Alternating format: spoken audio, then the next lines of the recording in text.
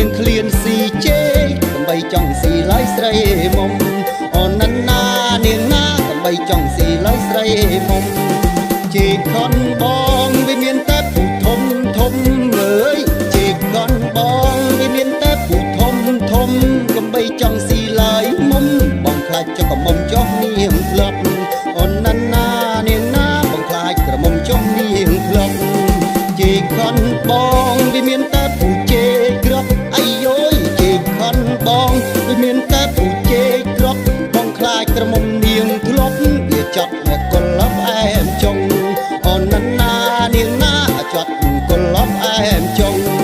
ស្លើកប្រយោជន៍វិចគឺចប់អនសំក្បងអើយស្លើកប្រយោជន៍វិចគឺចប់អនសំក្បងឲ្យចត់គល់ផ្អែមចុងនេះហើយជេគេខ្មោចតាអូនណានាងណាជេគេខ្មោចតា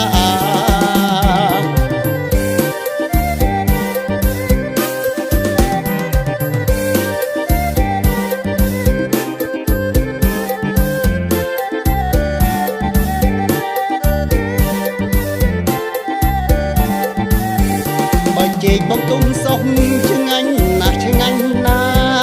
បើជេកបងទុំសោះឆ្ងាញ់ណាស់ឆ្ងាញ់ណាមានតែអ្នកស្រុកគេថាកុំមិនម៉ាយគេល្បីអូនណានាងណាកុំមិនម៉ាយគេល្បីបើចង់បានពូជឲ្យជេកវាដាំនងដីអើយបើចង់បានពូជឲ្យជេកវាដាំនងដីនងកាត់កូនវែងកូនខ្លីនេះហើយស្នាដៃជេកបងអូនណានាងណាស្នាដៃជេកបងបើធ្វើបងអែមជេកឆ្ងាញ់ណាស់ស្រីយ៉ងបើធ្វើបងអែមជេកឆ្ងាញ់ណាស់ស្រីយ៉ងបើធ្វើបងអែមត្រូឆងឆ្ងាញ់បងឆ្ងាញ់នាងអូនណានាងណាឆ្ងាញ់បងឆ្ងាញ់នាង